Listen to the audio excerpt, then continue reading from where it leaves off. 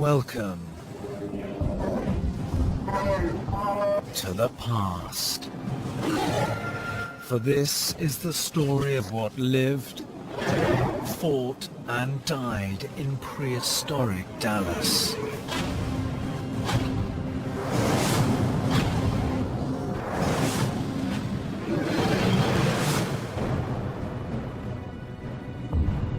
The American plains of Texas are rugged, but towering over them are the twin cities of Dallas and Fort Worth. Known as the Metroplex, it's the third largest metropolitan area in the United States.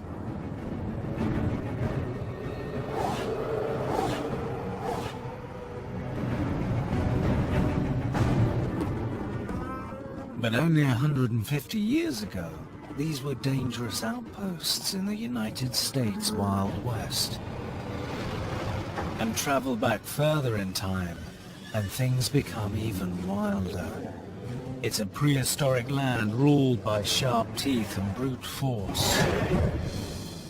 More than 11,000 years ago, Texas is mammoth country, but a fearsome predator terrorizes the plains. 80 million years ago, and the city is below a vast ocean, where two apex predators battle for blood.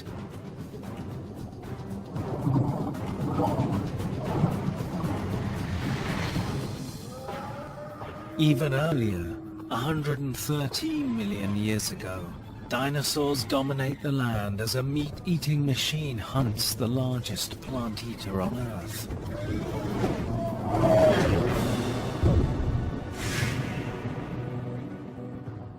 But modern-day Dallas, Fort Worth, is a stronghold of cowboy culture. A culture founded on 1-meter-long horns and 360 kilograms of beef. The Texas Longhorn, a creature that evolved from cattle the Spaniards introduced 500 years ago. But travel back 11,000 years ago.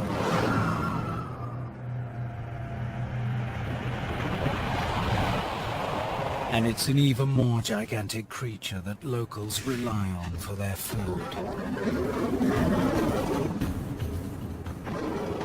It's the Pleistocene era, near the end of the last ice age. And northern glaciers reaching the north of the United States are cooling the Texas climate. The first humans have arrived on the continent after crossing the land bridge between Asia and North America. They populate many areas of Texas. They're called the Clovis people, named after an archaeological site near Clovis, New Mexico, and their prey is the biggest creature in North America.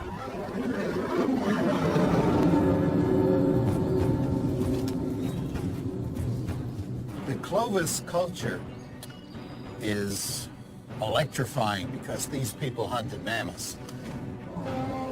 With a little bit of practice, you can put that point right between the ribs of a modern elephant and penetrate the body cavity. And in one shot, you can kill an elephant. And the Clovis people of about 11,000 years ago were doing that all over Texas.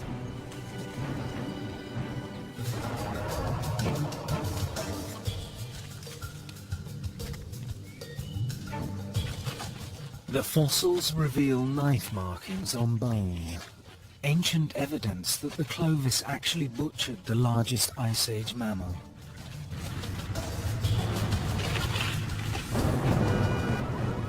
The Texas-sized 10-ton Columbian mammoth grew to 4 meters tall, making it the largest elephant species ever to live. A mammoth's average weight is as much as 10 tons, equal to 130 humans. Scientific studies of bone development in mammoth bulls show that the beasts don't stop growing until age 40. Many die of old age at around 80 years.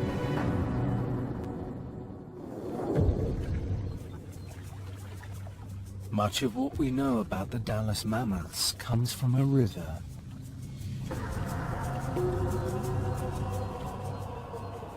Flowing within sight of central Dallas, the Trinity River is narrow and easily overlooked. However, its muddy banks hide the secrets of an Ice Age kingdom. Travel back 50,000 years ago.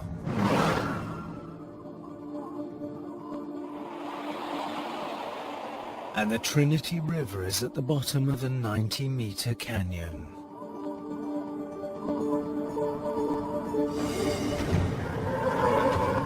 Here, floodwaters carry massive amounts of sediment into Dallas from as far north as the Rocky Mountains.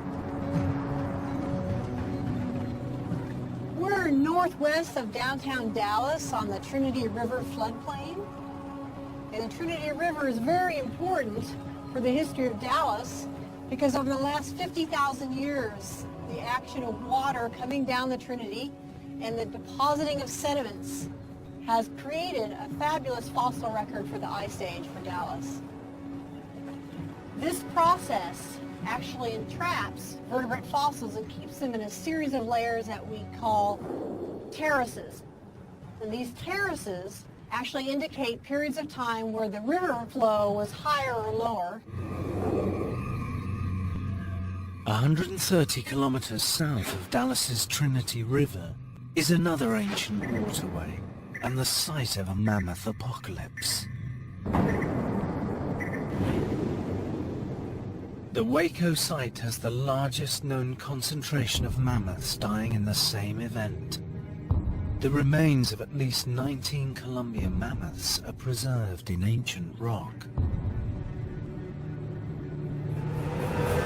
Travel back 65,000 years ago.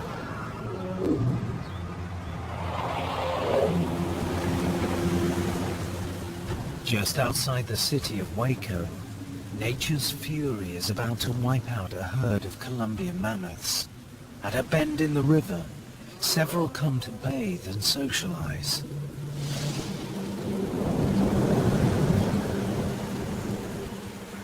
But a sudden rainstorm proves deadly. Rising waters become a raging flash flood.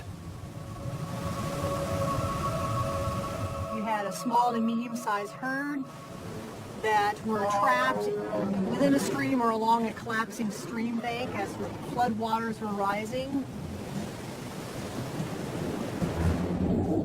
The herd can no longer withstand the torrent. Their desperate battle with the raging waters is lost. In this same location, other mammoth bones tell of an amazing rescue story during another great flood. This time, a baby mammoth is trapped in the mud. His mother is desperately trying to save him. There's an interesting skeleton where there appears to have been some kind of behavioral information recorded in the position of these bones. The bones reveal that the mother was using her tusks to try and lift the baby out of the floodwaters.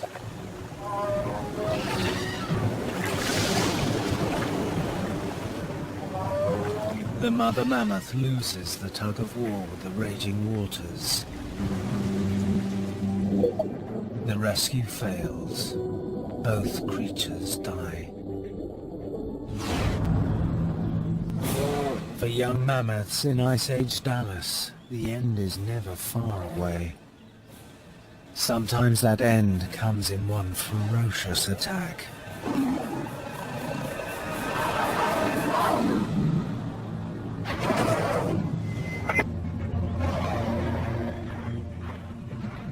The scimitar-toothed cat, known as Homotherium, is a lesser-known cousin of the saber-toothed cat. It was a large lion-sized predator and pretty widely ranging. Some consider it the American lion of the Texas prairie. It slightly resembles the African hyena, with a sloping back and short hind legs, excellent for leaping on prey. But it's the two sharp canine teeth, named after the ancient curved sword, the scimitar, that set the cat apart.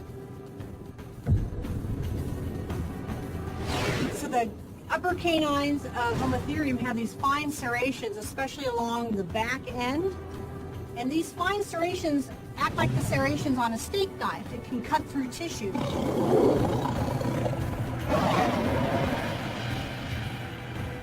The two canines perform the kill, and the first incisor teeth do the skinning. Of all living cats today, only the tiger has such large incisors.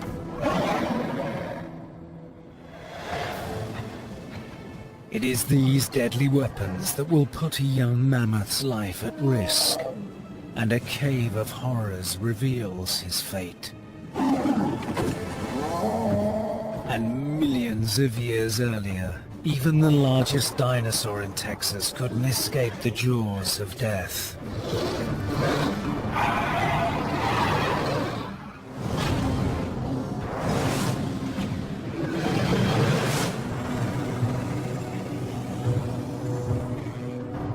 Halfway between Dallas and Fort Worth is the Trinity River floodplain, home of the American football team, the Dallas Cowboys. But travel back 100,000 years ago.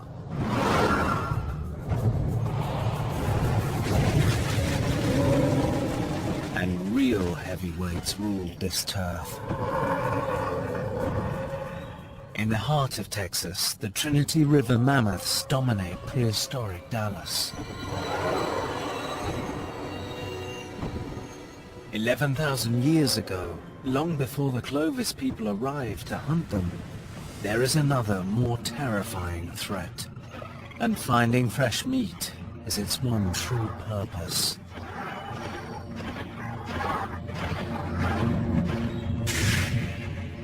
The scimitar cat, or Homotherium, is a carnivore with dagger-like teeth, and the strength to bring down much larger prey. What we do know is that Homotherium did attack very large herbivores, very large prey, and that prey included mammoths. Fossil evidence shows that the scimitar cat preferred large prey animals, such as bison.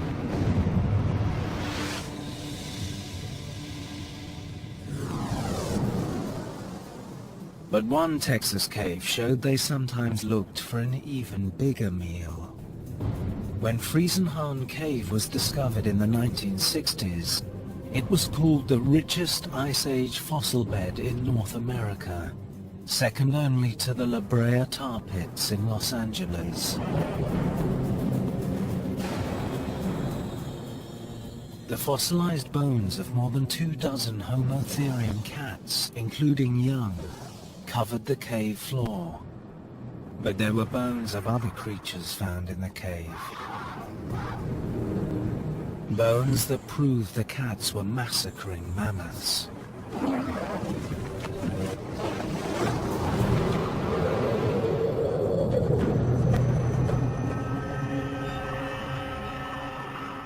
At dawn, a group of scimitar cats see movement in the valley below their den.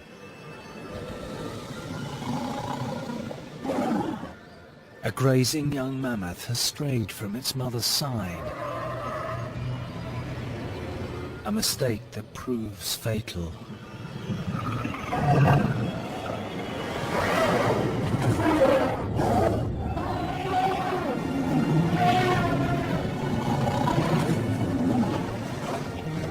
Fearing the wrath of a grieving mother, the cats quickly drag the carcass back to the cave.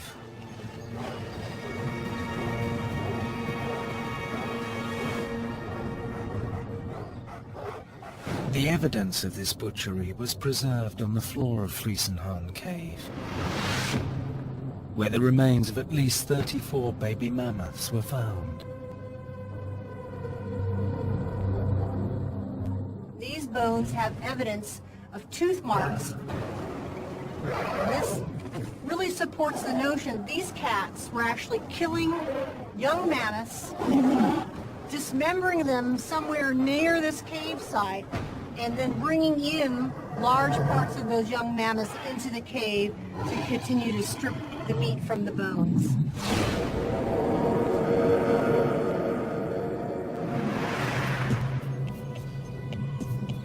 In Ice Age Texas, the best protection from predators like Homotherium is body armor, similar to the kind worn by a present-day icon of Texas.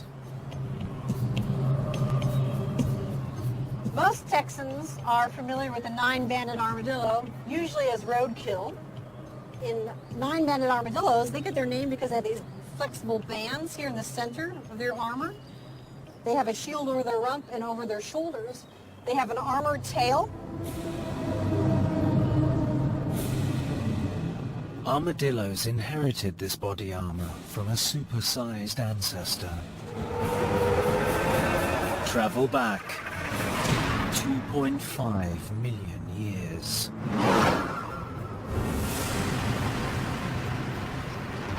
It's the Pliocene epoch, and Dallas is cooler and wetter than it is today. The expanding grasslands attract a new creature from far south of the border.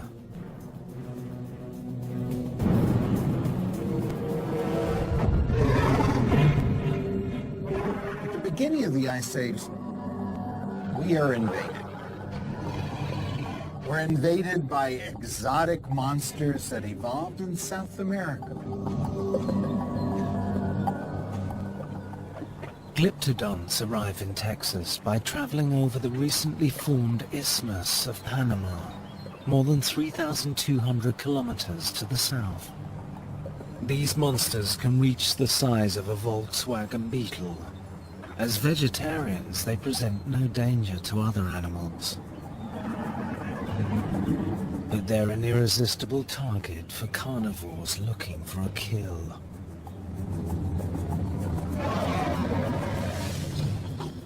This is part of the shell from a glyptodont, and this part of the shell is from the back edge of this bony skeleton. It's essentially a suit of armor for this animal.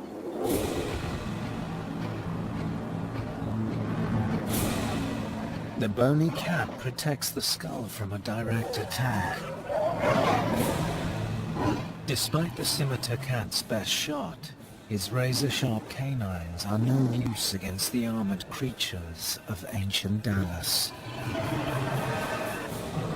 These animals were very slow-moving, and so they depended on this armor to protect themselves from large predators. Nature's ingenious body armor allowed these gentle beasts to thrive in ancient Texas.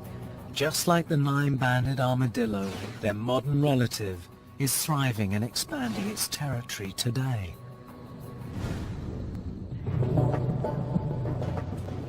Modern Dallas is well known for its steakhouses and barbecue joints. However, paleontologist Louis Jacobs studies a time when seafood was the only meal available.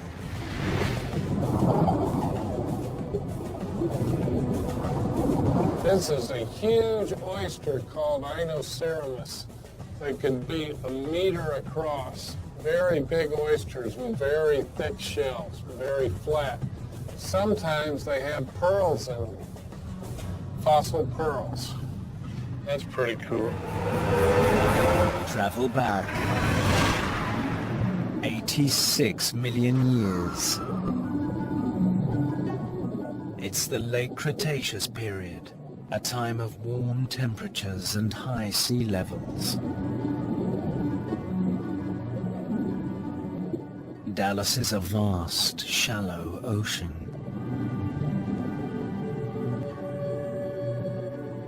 A sandy shoreline is just west of central Dallas, making this a rare city where both land and sea creatures of the Cretaceous coexist. This bleached sediment layer in a former limestone quarry 20 kilometers west of the city center was once the seafloor of Ocean Dallas. This is the Austin Chalk. It's 86 million years old. It's formed by plankton, little minute organisms that live on the surface of the ocean, then die and filter down to the bottom. There was no mud and silt here washed in from the land. That means that we were in clean, deep water. This represents the bottom of the sea when the sea was at its deepest in this area.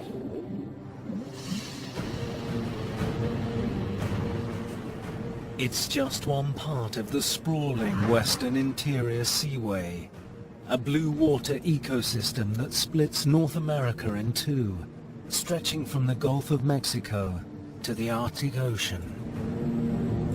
It's one of the richest ocean faunas known from any time, anywhere in the world, right on the edge of the greater Fort Worth area. To get a proper perspective, the Reunion Tower, standing at 170 meters, offers the perfect view. Here we are overlooking downtown Dallas, and 80 or 90 million years ago, much of what you see here would have been underwater. And looking at some of these taller skyscrapers here, the water level would be about a quarter of the way up some of those buildings.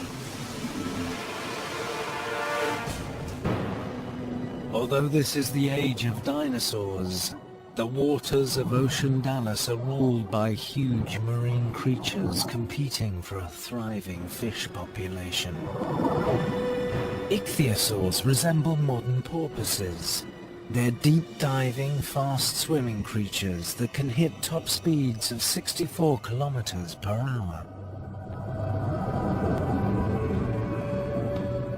These waters are also prowled by long-necked plesiosaurs, huge reptiles that grow as long as 20 meters. It's the same creature that some believe they've seen in the Loch Ness.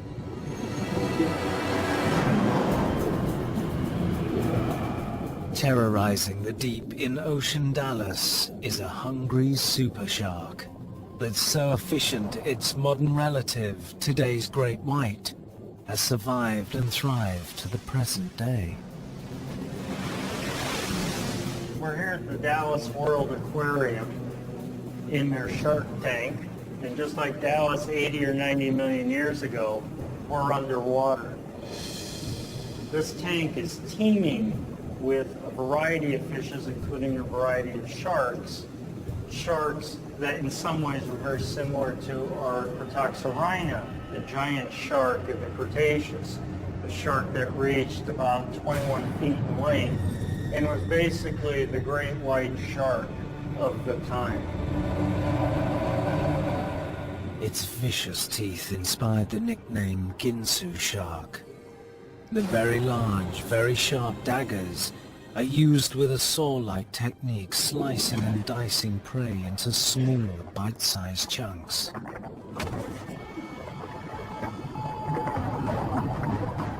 The teeth are wedge-shaped with the serrations so that they can drive right through flesh and probably bone.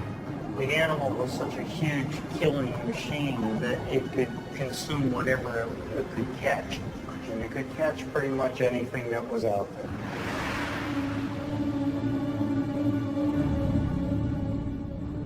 Dallas area paleontologists have also unearthed the fossilized remains of yet another monstrous marine creature. It's a common find that says the Ginsu shark may have met its match. Reaching up to 15 meters in length, mosasaurs are highly evolved marine reptiles with the bite force to rule Ocean Dallas. A powerful tail drives the eel-like creature with tremendous bursts of speed.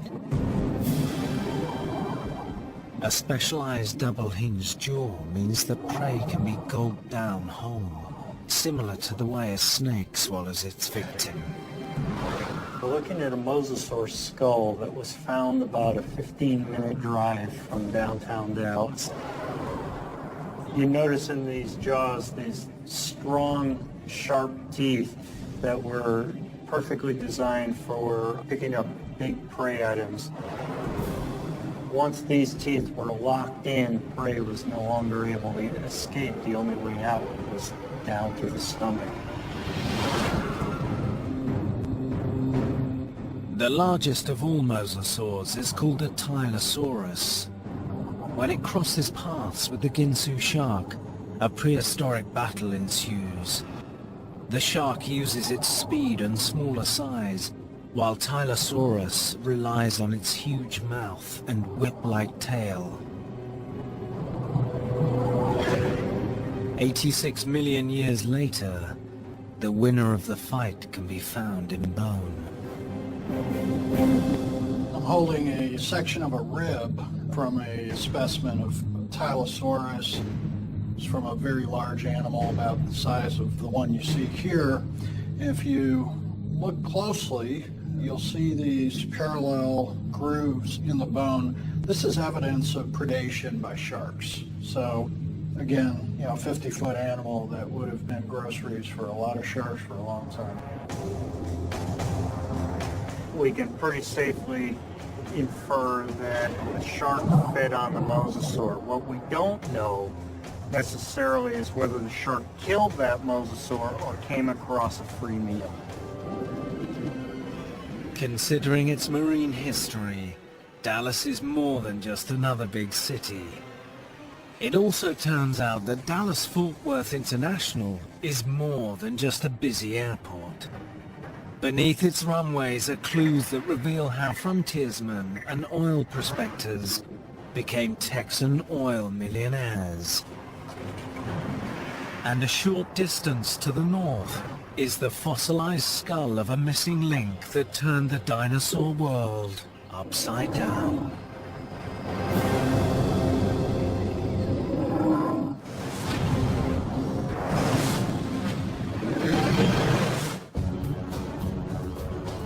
It's only fitting that one of America's biggest airports is found in Texas. The Dallas-Fort Worth Airport covers nearly 80 square kilometers, which is the size of Hong Kong Island.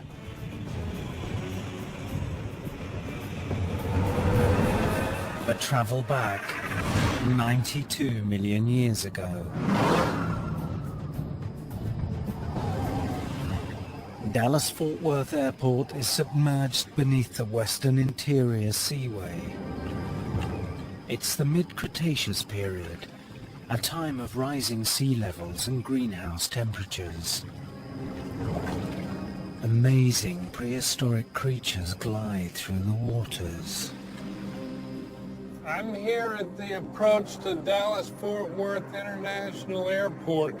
In these rocks are several species of sharks and fish. The teeth are concentrated here, so I can search for them and pick them up off the surface. The sediments were deposited in shallow water because they have these ripple marks that show the movement of the water. Among all the aquatic fossils found in Dallas, there is one that rewrote the history of animal evolution. In 1989, amateur fossil hunter Van Turner spotted the bones of a small reptile at a South Dallas construction site. It's such an important find that scientists call this creature Dallosaurus, honoring the city where it was found. Its bones prove how the mighty mosasaur, Tylosaurus, the apex predator of ocean Dallas, began its evolution. About a meter long, Dallosaurus is shark bait. But this small creature represents an evolutionary U-turn. Many people think of animal evolution as a one-way street, leading out of the sea onto the land. Dinosaurs actually left the land and evolved into a sea creature, the mosasaur.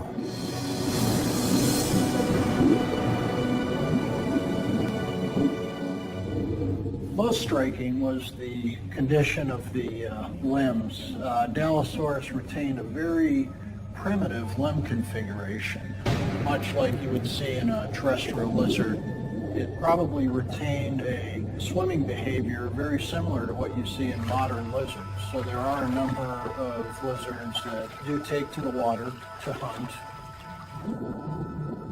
The modern-day Komodo dragon is a relative of Dinosaurus. Its limbs are in use while swimming, a perfect snapshot of how Dinosaurus moves through the water and at one time was able to walk on land. The discovery of Dinosaurus verifies that mosasaurs evolved from land-dwelling lizards. As the climate changed and sea levels rose, they left the land and evolved into fully aquatic creatures at the top of the food chain. Ancient proof that everything keeps getting bigger in Texas. Travel back 96 million years ago. Millions of years before the spreading of the sea floor caused Ocean Dallas to expand. The beach was right here in the northwest suburbs. Just 40 kilometers from central Dallas. We're out here at Lake Grapevine, which is a reservoir that provides drinking water for Dallas. Before this lake was here, 96 million years ago, this was the edge of the sea. It was a beach. We can tell it was a beach because here is sandstone. It's what remains of ancient dunes along the 96 million year old beach. And along the edge of the ancient stream, you see 96 million year old remnants of fiddler crab burrows where the fiddler crabs lived. Beneath these burrows is a layer of rock that helped many Dallas residents strike it rich in the 20th century. It's where oil comes from. Over millions of years, temperature and pressure superheated and cooked tiny organisms and plant material in the rock, thus infusing the sandstone with crude oil. This 96 million year old sandstone is called the Woodbine Formation. While it's on the surface at Lake Grapevine, the Woodbine layer dips down beneath Dallas and dives thousands of meters below the surface and all the way to East Texas.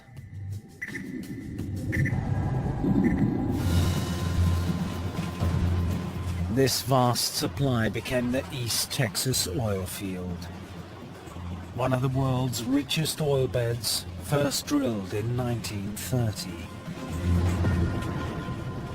When it was founded, it was the largest oil field ever found. It basically 15 miles east-west, 40 miles north-south, anywhere you drilled in there, you got oil. The oil stayed beneath the Texas plains for one big reason. Beginning 100 million years ago, the sea level rose and then deposited sediment. This formed the Austin Chalk layer atop the oil-rich Woodbine Formation. The chalk, a kind of limestone, formed a hard cap and sealed in the huge petroleum reserves for millions of years. But before the oil men came to town, it was cowboys who dominated. Today, these longhorn drives are mostly for show, celebrating the days when cowboys tamed this wild cattle breed. But millions of years ago, the creatures living here were anything but tame. Travel back 98 million years ago.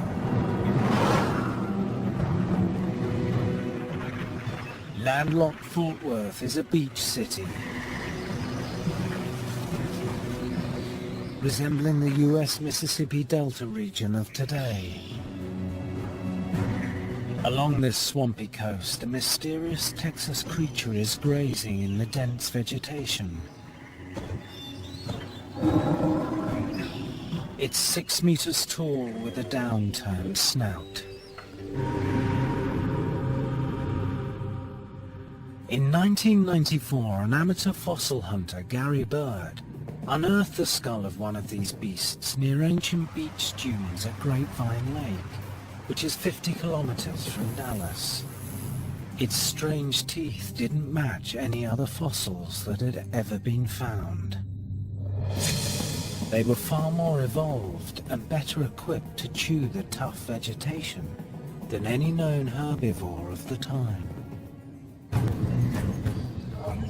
It appears to be a hadrosaur, the famous duck-billed dinosaur, the most abundant dinosaur species in ancient Texas. But it's millions of years before hadrosaurs will walk the earth. The discovery rocked the world of paleontology. Bird had uncovered a completely new kind of dinosaur. Scientists called it proto-hadros, meaning beginning hadrosaur. If you want to prove that evolution has happened, you want incontrovertible fossil proof. Can we do that for dinosaurs? Yeah, thanks to the proto-hadrosaur found near Dallas. It appears to be the evolutionary missing link between the hadrosaurs and a much older plant eater with a smaller bite. Much earlier, 50 million years earlier, we have iguanodons. More primitive teeth, way more primitive. In the middle has to be a missing dinosaur link. In the Dallas area, they found that link, the proto-hadrosaur, an animal changing its teeth and its body to become more efficient at processing tough plant food.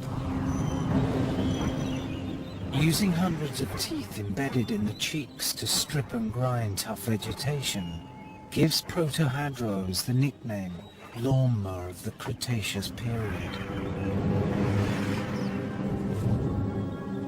But this plant eater wasn't the first dinosaur to graze in prehistoric Texas. Travel back 113 million years ago.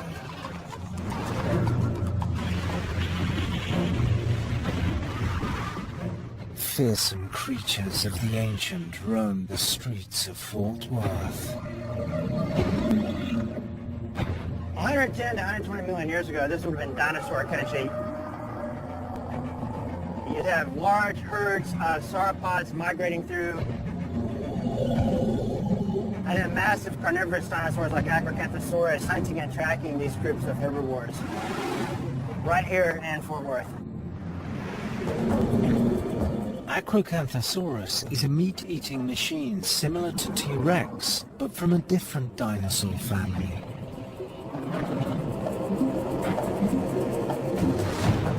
South of Fort Worth, along the Paluxy River, in Dinosaur Valley State Park, hundreds of footprints tell the story of a vicious attack.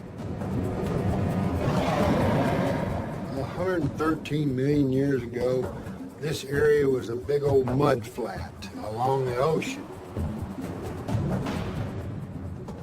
Some believe this seaside mudflat was the scene of a prehistoric battle of the beasts, where Acrocanthosaurus hunted a much larger plant-eating dinosaur.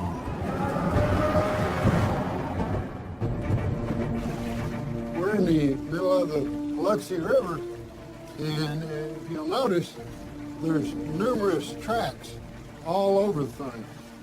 This is a footprint. You've got 3 toes. This is probably made by the Acrocanthosaurus. It has small feet for its large frame, reaching up to 10 meters in length. Its trademark is a long, tall fin along the spine.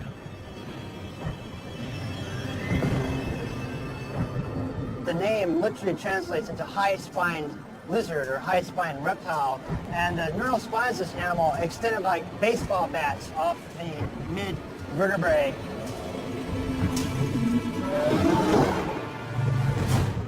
The spines may have just been attachment points for muscles. Some believe they help regulate the body temperatures by improving blood circulation. But his most terrifying asset is a huge, powerful jaw and razor-sharp teeth. These things had a ferocious bite with a mouth lined with basically daggers for teeth. But Acrocanthosaurus was not alone on this ancient Texas seashore. Running alongside its prints just a few meters away, there's another set of tracks.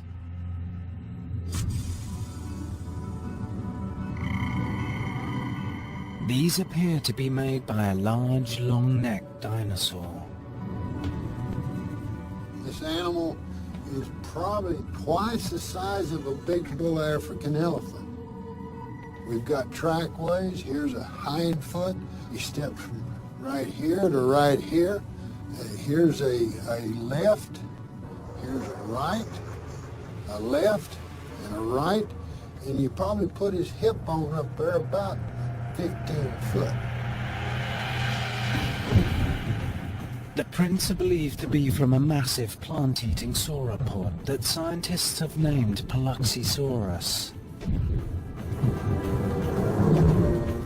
Sauropods in general as a group were among the largest terrestrial animals to ever live on the planet. Some of them exceeded 120 feet in length, weight in the range of several tons. Massive animals, but they were herbivores, they were not carnivores. The Paluxysaurus is so big that it was named the official state dinosaur of Texas. Despite the creature's enormous size, the footprints indicate that it was moving fast, perhaps trying to outrun the bloodthirsty Acrocanthosaurus. But how did this epic chase end?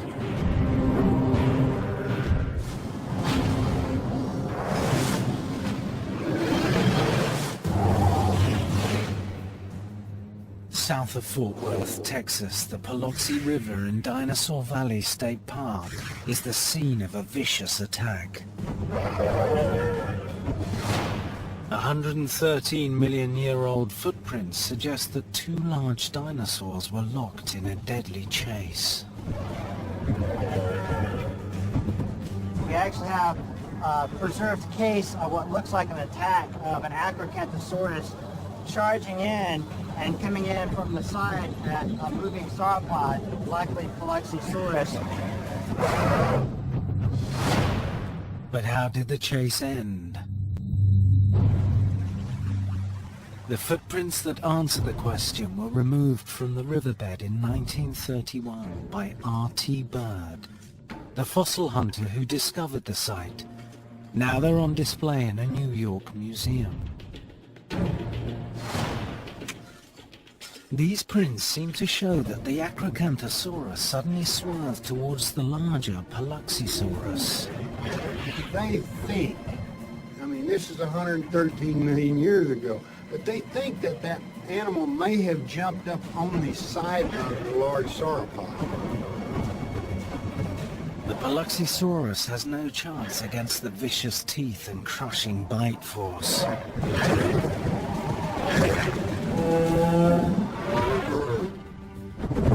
His prey immobilized, the Acrocanthosaurus will now have enough meat to satisfy his enormous appetite for weeks.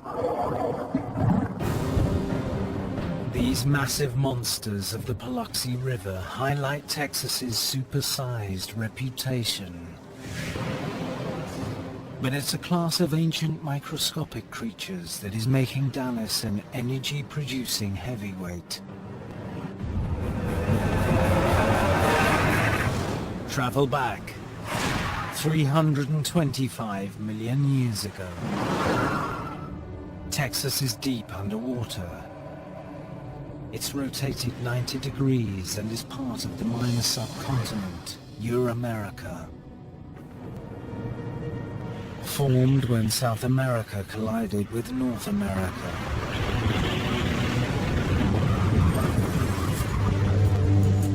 This rock formed 325 million years ago, and at that time, the land that we're standing on today was actually south of the equator. And if we had been on this piece of land, there would have been 400 to 700 feet of water on top of us. Swimming in the deep of this prehistoric sea are billions of microscopic creatures called zooplankton. They use tiny arm-like extensions to capture prey and move in the water.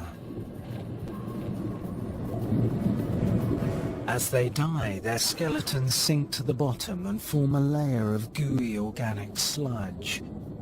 This is the first phase of the formation of priceless natural gas and oil fields right beneath Dallas and Fort Worth.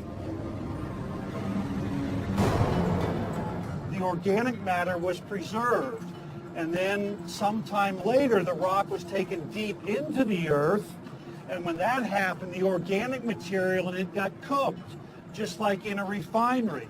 And when it was cooked, it was converted into gas and oil, and the gas is what we're drilling for today. The decaying zooplankton and organic plant material are responsible for the East Texas oil fields. So productive, their bounty of oil helped build Dallas into the city it is today, producing more than 6 billion barrels of oil so far. Directly beneath Dallas-Fort Worth, the zooplankton produce methane gas, trapping it in an ancient rock layer called the Barnett Shale. We're at a natural gas drilling site in the Fort Worth area. The rig behind me is targeting the Barnett Shale, and here's a piece of it which they've taken out of the ground. You can see it's hard, dark, shiny. It's amazing that there's anything in here, and it's even more amazing that they can get anything out. The high-pressure water jet fractures the rock, freeing the gas from the pores of the rock where it's trapped. Some experts estimate the Barnett Shale contains over 1.5 trillion cubic meters of natural gas. It's believed to be the largest onshore field on Earth. Most geologists feel that these wells will be producing from 30 to 50 years, so certainly they will last longer than I do. It all began with tiny prehistoric creatures, the first in a long line of strange beasts to occupy a constantly morphing Texas landscape.